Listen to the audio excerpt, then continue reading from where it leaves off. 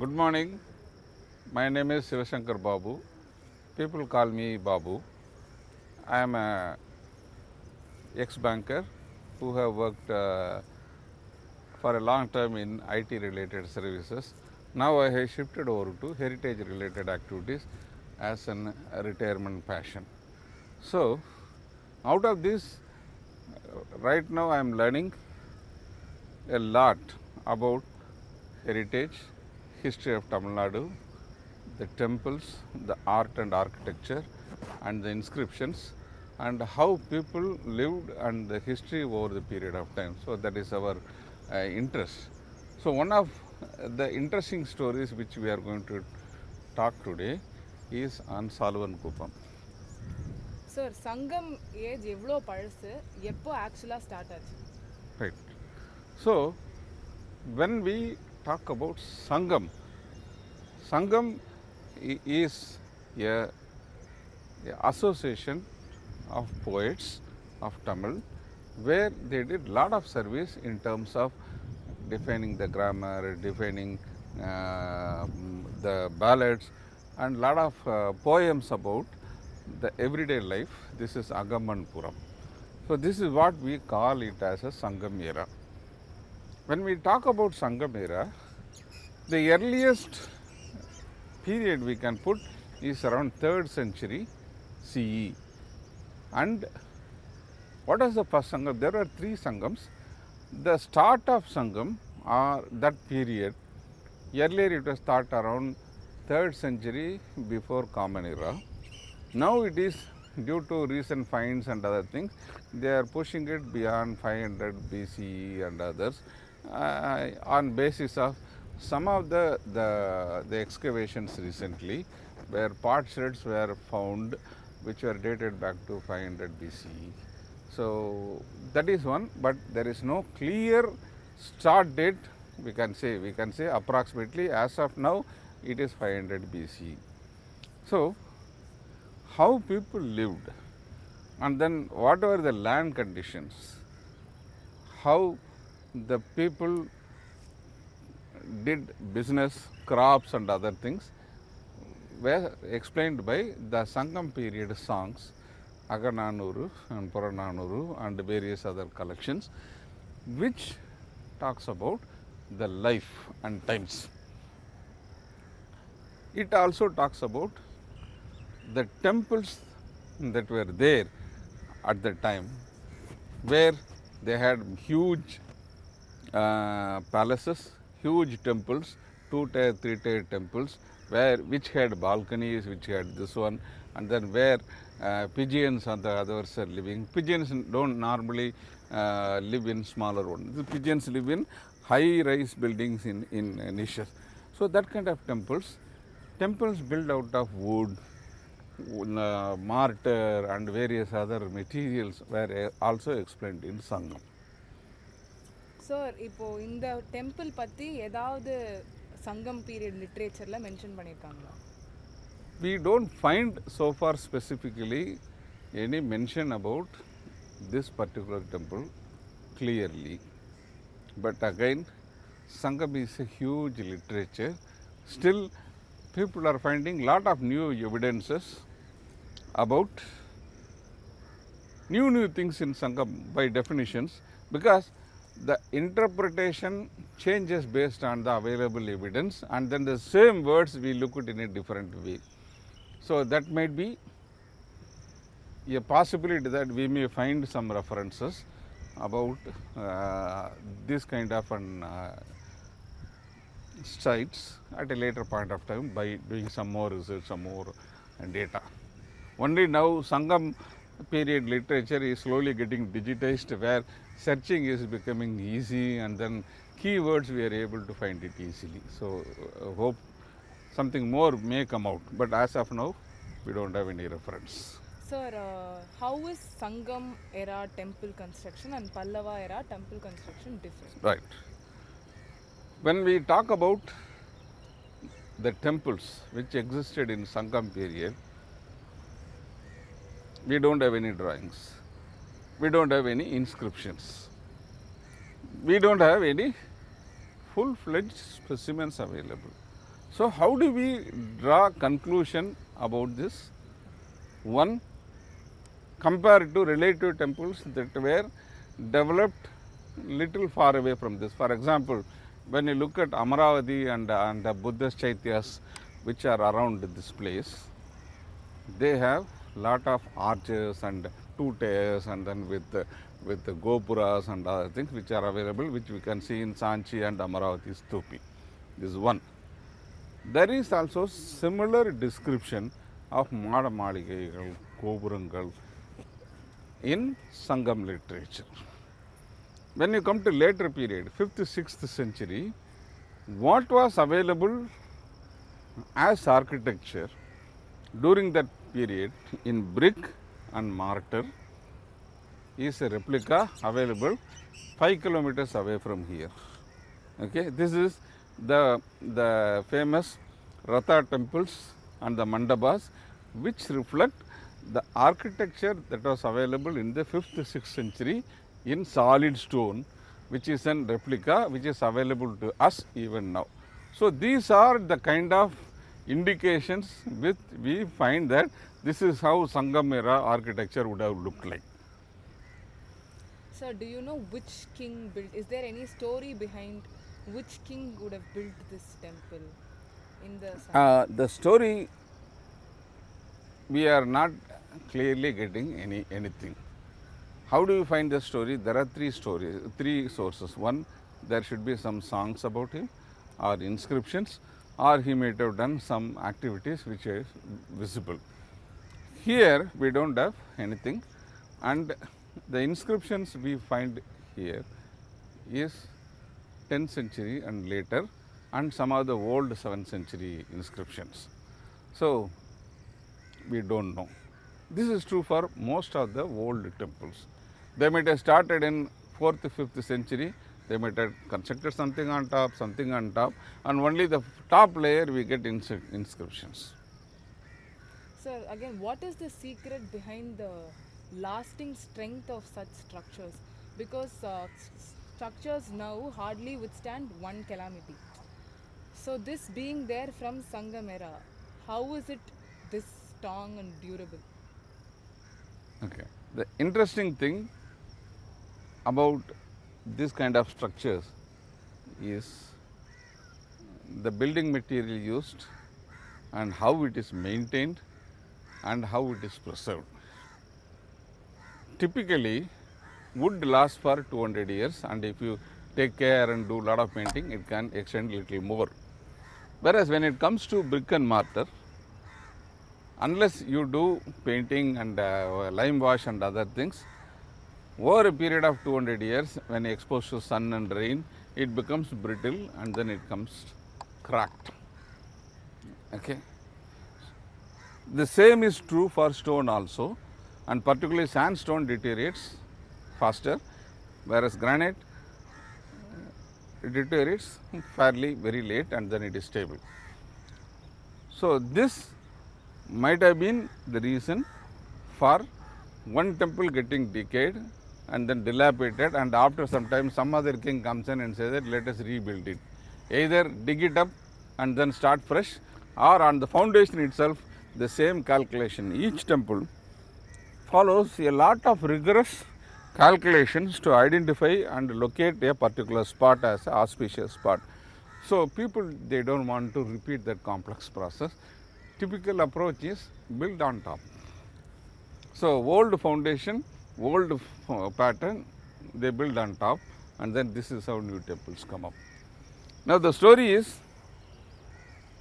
if the rock is stable and your brick is deteriorating in 200 years, how this temple is surviving after 1500 years? The story is that this has been preserved 2 times by covering of sand. So, that is why it is so pristine. Similarly in Chola temples, there are so many temples where the granite also it has lost focus, but one temple, Pulamangai, is still pristine and then very sharp, primarily because in between due to Kaveri invasions, the temple was covered in sand for 200 years. So this is the reason for this being still available to us for view. Okay. Okay. Rolling. So I will stand here and ask this. நான் ஃப்ரேம்ல வரல. Sir எப்போ எப்படி இந்த side கண்டுபிடிச்சாங்க? எப்போ தெரிய வந்தது இந்த சைட்? எப்போ தெரியும்? 2004 ஜனவரியில் ஒரு மாபெரும் பேரலை, சுனாமி பேரழிவு சென்னை மாநகரம் சந்தித்தது. இதில் பல இழப்புகள், பல நஷ்டங்கள் வந்தன. மகாபலிபுரத்தில் ஏகப்பட்ட இடங்கள் சீரழிக்கப்பட்டன. ஆனால் அதில் ஒரு நன்மையும் விளைந்தது. இங்கே மூடி கிடந்த நிறைய பாறைகளை மாற்றி மாற்றி இருக்கிறது எப்படி இருக்கு? ஹரிங்க 2004 ஜனவரியில் ஒரு மாபெரும் பேரலை வந்துச்சு, சுனாமின்னு சொல்லுவாங்க. அது சென்னை மாநகரம் மற்றும் கிழக்கு கடற்கரையை தாக்கியது. இதில் மகாபலிபுரமும் மிகவும் பாதிக்கப்பட்ட ஒரு இடம். நிறைய இழப்புகள், நிறைய சேதாரங்கள். ஆனால் அதில் ஒரு நன்மை வந்தது. ரெடியா? சரி. இப்போ சுனாமினால் வந்த ஒரு நன்மை என்னென்னா, இங்கே கிடந்த பாறை திட்டுகளில் சில கல்வெட்டுகள் பகுதிகள் கண்டுபிடிக்கப்பட்டன. அதில் கொடுத்த ரெஃபரன்ஸு, இங்கே கொடுக்கப்பட்ட இருக்க ஒரு கோயிலுக்கு இந்த நிபந்தங்கள், அதை பற்றி குறிப்புகளை வச்சு இங்கே ஒரு மண்மேடு தெரியுது. இந்த பக்கம் பார்த்திங்கன்னா இந்த இடம் வந்து ஒரு மண்மேடாக இருந்துச்சு. இந்த இடம் ஒரு இதாக இருக்கலாம், இந்த இடத்துல இந்த கோயில் இருக்கலாம் என்ற ஊகத்தில் அப்படியே என்ன பண்ணாங்க, இந்த இடத்த அகழ்வாராய்ச்சி பண்ணணும்னு முடிவு பண்ணாங்க. பாப்புலராக நம்ம நினைக்கிற மாதிரி சுனாமி வந்துச்சு, இங்கேருந்து அந்த அலை வந்து இந்த இதெல்லாம் அடித்து க்ளீன் பண்ணி இது அப்படியே இப்போ இருக்கிற கோயில் அப்படியே வெளியே வந்துச்சு, அந்த மாதிரி கிடையாது. இருக்கிற இது கல்வெட்டுகளோட ஒரு இண்டிகேஷன் வந்துச்சு. அந்த இண்டிகேஷன் வச்சு திருப்பி 2008 ஆராய்ச்சிகள் பண்ணி ஓரளவுக்கு இந்த இது மேலே கண்டுபிடிச்சாங்க. முதல்ல பார்த்தா இந்த பாறை வந்துச்சு. அந்த பாறை வந்து அந்த பாறையிலேருந்து கொஞ்சம் கொஞ்சமாக கல்கட்டிடங்கள் வந்துச்சு. கீழே கல்கட்டிடங்கள், வேல், இதை மாதிரி தோண்டி ஓரளவுக்கு தோண்டி ஆராய்ச்சி பண்ணி முதல் கட்ட அகழ்வாராய்வு நிப்பாட்டி இருக்கிறாங்க. இப்படி இந்த இப்போ நம்ம அந்த சுனாமி அப்போ இங்கே இருந்த ஒரு மணல் மேடு, அதை தோண்டி எடுக்கிறப்ப எப்படி வந்தோம் அப்படின்றது பார்த்தோம். இப்போ நம்ம அந்த மணல் மேட்டினோட உள்பகுதியில் இருக்கோம். இப்போ அது தோண்டி எடுக்கிறப்ப பார்த்திங்கன்னா ஒரு பெரிய பாறை பக்கத்தில் ஒரு கோயில் கட்டடம், அப்புறம் ஒரு வேல் முன்னாடி கட்டடம், அப்புறம் இந்த பக்கம் பார்த்திங்கன்னா ஒரு சின்ன ஒரு மேடை. இதை நம்ம பார்க்குறப்ப வழக்கமாக இருக்கிற கோயில் எல்லாமே கிழக்கு அல்லது மேற்கு நோக்கி இருக்கும். இந்த ஒரு கட்டமைப்பு பார்க்குறப்ப இது வந்து வடக்கு நோக்கி இருக்கிற ஒரு கோயில் மாதிரி இருக்குது. இதே ஒரு குழப்பம். இது வழக்கமாக கோயில்களில் இங்கே பார்த்திங்கன்னா இந்த இதை பார்த்திங்கன்னா பலிப்பீடம் இருக்கிற இடம், பலிப்பீடம் அல்லது வாகன மண்டபம் இருக்கிற இடம், ரைட்டு. இது இந்த மாதிரி ஒரு சமாச்சாரம் இருக்குது. இது அப்படியே பார்த்தோன்னே இந்த பக்கம் வந்தீங்கன்னா இங்கே ஒரு வேல் இருக்குது. இந்த வேலில் ஒரு அலங்காரம், இது வந்து வேல்னு சொல்லலாம், கம்புன்னு சொல்லலாம். அந்த காலத்தில் இருந்தது. இதுக்கு ஒரு பீடம் மாதிரி வச்சு ஒரு வேல் மாதிரி வச்சுருக்குறாங்க. கண்டிப்பாக பண்ணலாமா? ஓகே. இப்போ நம்ம இந்த மணல் குன்றுக்குள்ளே அகழ்வாராய்ந்து எடுத்த இடங்களை பார்க்குறப்ப முதல்ல ஒரு தூரத்தில் ஒரு மண்டபம் அல்லது மேடை மாதிரி தெரியுது. இது அநேகமாக ஒரு வாகன மண்டபமாக இருக்கலாம். அதுக்கு தான் இந்த மாதிரி மண்டபம் இந்த இதெல்லாம் வச்சுருக்காங்க. அதிட்டானம் எல்லாம் இருக்குது. அப்படியே முன்னாடி வந்தோன்னா கொடிமரம் மாதிரி ஒரு இது இருக்குது. இது கல்லில் செய்த கொடிமரம்னு சொல்லலாம். ஆனால் இதில் கிடைக்கிற அந்த அலங்காரங்கள் அதை பார்க்குறப்ப ஒரு வேல் மாதிரி, கல்லில் செஞ்ச வேல் மாதிரி தெரியுது. அந்த காலத்தில் வந்து முதல்ல வழிபாடு தோண்டினப்போ கந்து வழிபாடுன்னு சொல்லி அந்த கம்பை வச்சு கும்பிட்டுட்டு இருந்தாங்க.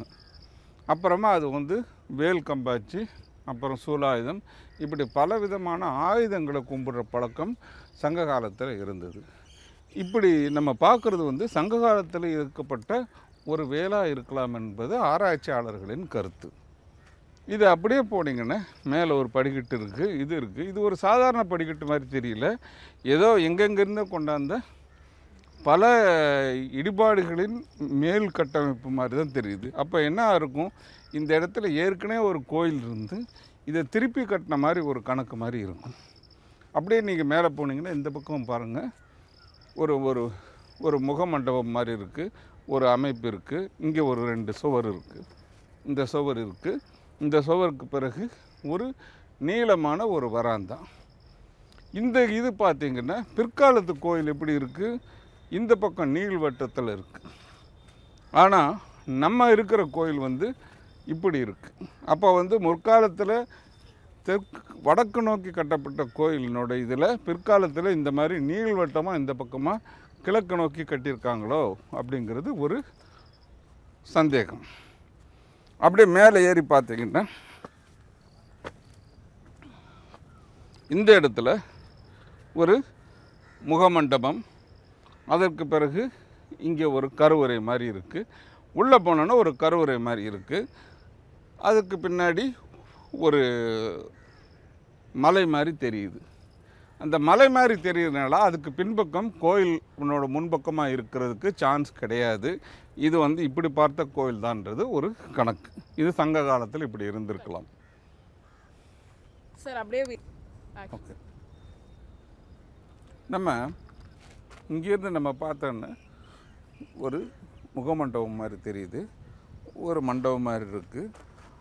ஆனால் இப்படி நேராக போகிறப்ப ஒரே சதுரமாக இந்த பக்கம் இல்லாமல் இங்கே பார்த்தீங்கன்னா இந்த 2 சுவர் நீள்வட்டமாக இப்படி இருக்குது, இங்கே ஒரு சுவர் இந்த மாதிரி இருக்குது. அப்போ முதல்ல ஒரு கோயில் நேர் பக்கமாக இப்படி பார்த்து இருந்திருக்கும், பின்னாடி கிழக்கு பார்த்து ஆகமங்கள் வந்த பிறகு இந்த பக்கமாக இன்னொரு கோயில் கட்டியிருக்கலாம் என்பதும் ஒரு அனுமானம். இங்கே இருக்கிற கட்டடங்கள் அந்த அமைப்பு வச்சு பார்க்குறப்ப அப்படி தெரியுது. நம்ம அப்படியே உள்ளே போனோம்னா இந்த செங்கல்லாம் பார்த்திங்கன்னா பல்லவர் காலத்து செங்கல் மாதிரி தெரியுது. இதுக்கு அடியில் இங்கே போனீங்கன்னா இங்கே ஒரு கருவறை மாதிரி ஒரு அமைப்பு இருக்குது. இதனோட அடிப்படையில் உள்ளே போனீங்கன்னா இந்த இடத்துலலாம் ஓரளவுக்கு சுவர் வச்சு கட்டியிருக்கிறாங்க. ஆனால் இதனோட இந்த அடிப்பாகத்தில் பார்த்திங்கன்னா இங்கேயும் சரி இந்த இடத்துலையும் சரி நிறைய இடத்துல மேலே இருக்கிற செங்கலுக்கும் இங்கே இருக்கிற செங்கலுக்கும் இந்த அடியில் இருக்கிற செங்கலுக்கும் நிறைய வித்தியாசங்கள் இருக்கின்றன. இதை வச்சு ஆராய்ச்சியாளர்கள் சொல்வது என்னென்னா, இது முதல்ல ஒரு சங்க காலத்தில் இங்கே கருவறை வைத்து இந்த பக்கம் இருக்கிற மாதிரி ஒரு கோயில் இருந்திருக்கலாம். அது ஒரு சுனாமியில் அழிந்துபட்ட பின்னர் அதனோட இடிபாடுகளில் ஒரு 5ஆம் 6ஆம் நூற்றாண்டில் அதன் மேலேயே இன்னொரு செங்கல் கோயில் கட்டியிருக்கலாம் என்பது ஆராய்ச்சியாளர்களின் உபமானம். அந்த கோயிலுமே ஒரு 12ஆம் இதில் சில கல்வெட்டுகள்லாம் கிடைக்கிது பின்னாடி. அந்த கல்வெட்டுகள் 12ஆம் நூற்றாண்டுக்கு பிறகு கிடைக்கல. அதை வச்சு பார்க்கும்பொழுது 12ஆம் நூற்றாண்டு மற்றும் ஒரு சுனாமியில் இது அழிவுபட்டு மண்மேடாக மூடப்பட்டிருக்கலாம் என்பது ஆராய்ச்சியாளர்களின் கருத்து. ஸோ இப்படி பார்க்க போனால் முதல்ல ஒரு கோயில், சங்ககால கோயில், அதற்கு மேலே பல்லவர் காலத்தில் இன்னொரு கோயில், இப்படி எடுக்கப்பட்டிருக்கு. இந்த இது நம்ம பின்னாடி மற்ற இடங்களை பார்க்கலாம். இப்போ நம்ம இருக்கிறது பழைய கோயிலினோட கருவறையின் கிழக்கு பக்கத்தில் இருக்கிறோம். நம்ம இங்கே பார்த்தோன்னா இந்த கருவறை சுவர் இங்கே இருக்குது, இது அப்படியே பின்னாடி வந்தோன்னா ஒரு பெரும் சுவர். இந்த இதுக்கு பின்னாடி ஒரு ஆழமான கிணறு மாதிரி ஒரு அமைப்பு இருக்குது. இது தோண்டி பார்க்குறப்ப இது ஒரு பழைய கோயிலினோட பீடத்திலேருந்து மேலே உயரமாக கட்டி மிச்சம் மீதி இருந்த கல்லெல்லாம் வச்சு அது மேலே பிளாட்ஃபார்ம் போட்டு கட்டின மாதிரி தெரியுது.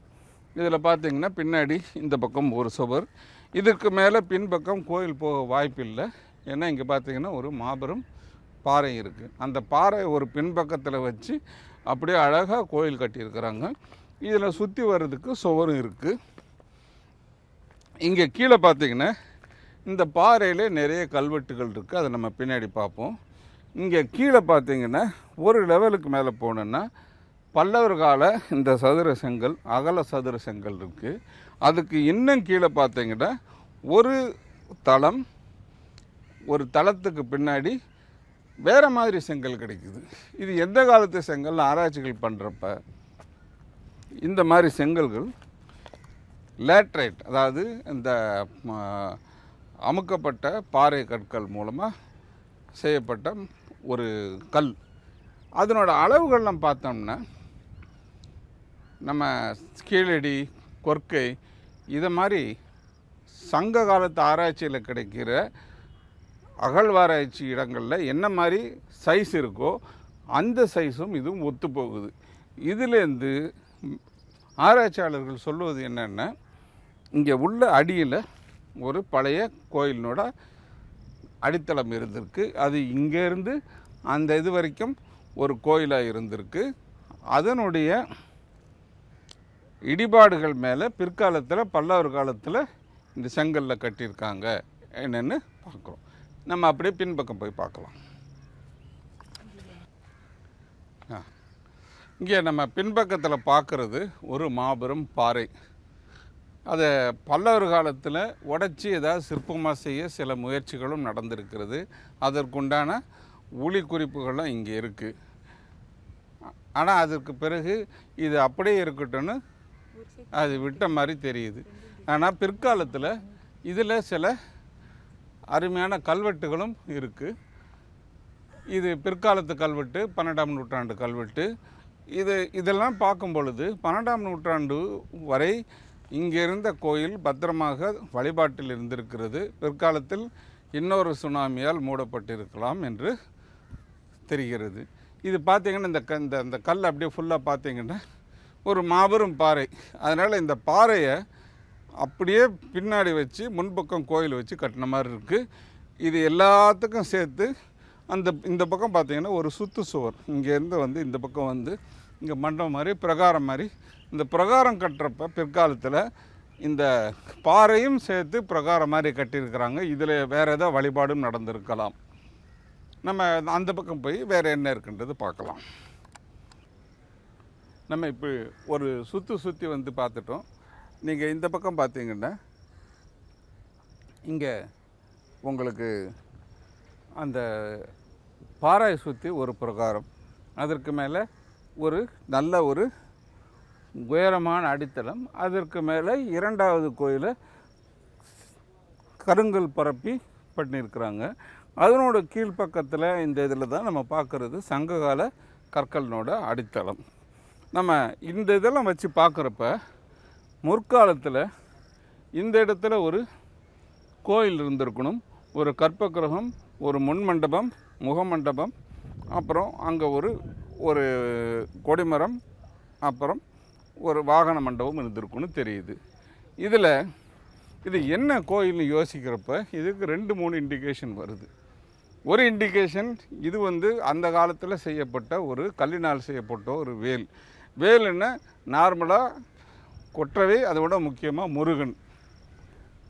அதுபோக இங்கே நிறைய புது ஆராய்ச்சி பண்ணுறப்ப நிறைய பொம்மைகள் கிடைத்திருக்கின்றன. அந்த டெரகோட்டா டாய்ஸ் அந்த மாதிரி இதில் குறவை கூத்துன்ற ஒரு இது பண்ணுற மாதிரி சில கருவிகள் கிடைத்திருக்கின்றன. அதையும் அந்த ஓரியன்டேஷனை வச்சு பார்க்குறப்ப இது வடக்கு நோக்கி முன்னாடியே கட்டப்பட்ட ஒரு முருகன் கோயில் என்ற முடிவுக்கு ஆராய்ச்சியாளர்கள் வருகிறார்கள். ஏன்னா அப்போ இது சங்க காலத்தில் இந்த ஆகம நூல்கள்லாம் பொதுவாக வளர்ச்சி அடையாத காலத்தில் கோயில்கள் கிழக்கு அல்லது மேற்கு பார்த்து இருக்க வேண்டும், அந்த இது இருக்காமல் வடக்கு பக்கம் பார்த்து வசதிக்கு ஏற்ற மாதிரி வைத்த மாதிரி தெரிகிறது. பிற்காலத்தில் உள்ள கோயிலெலாம் வந்து கிழக்கு மேற்கு பார்த்து தான் இருக்கும். இது பார்க்குறப்ப இதன் ஆராய்ச்சியாளர்களின் முடிவு என்னென்னா, ஒரு 1ஆம் நூற்றாண்டில் பொது இரவுக்கு முன்னாடி 2ஆம் நூற்றாண்டுக்கு முன்னாடி கட்டப்பட்ட ஒரு முருகன் கோயில். அது ஒரு சுனாமியினால் 2200 ஆண்டுகளுக்கு முன்னால் அழிந்துபட்டது. அதன் அடிச்சுவடுகளில் பிற்காலத்தில் பல்லவர் காலத்தில் 2ஆம் அல்லது 3ஆம் நூற்றாண்டு பொது யுகத்தில் இதன் அடிப்படையில் மேலே கருங்கற்களை பரப்பி அதன் மேல் செங்கல் தளியால் கட்டப்பட்டது. இந்த ஒரு செங்கல் கட்டடம் பல்லவர் காலத்தில் கிடைக்கின்ற 2 கட்டடங்களில் ஒன்று. இங்கே ஒன்று, இன்னொன்று வேப்பத்தூர்னு சொல்லி கும்பகோணம் பக்கத்தில் ஒரு இடத்துல ஒரு செங்கல் தளி, அது வந்து பெருமாளுக்கு கட்டப்பட்டது. இந்த செங்கல் தளி வந்து முருகனுக்கு கட்டப்பட்டது. இதில் 12ஆம் நூற்றாண்டு வரைக்கும் இந்த கோயில் கொடுத்த நிபந்தங்கள் இருக்கின்றன. இதை வைத்து 12ஆம் நூற்றாண்டுக்கு பிறகு கிடைக்கல. அப்படி பார்க்குறப்ப 12ஆம் நூற்றாண்டில் ஒரு சுனாமி பழையபடி வந்து இதில் வந்து ஒரு மாபெரும் மணல் மேடால் மூடி அடைத்து 2004 உள்ள இன்னொரு சுனாமினால் வெளியே வரப்பட்டது. இதுதான் இந்த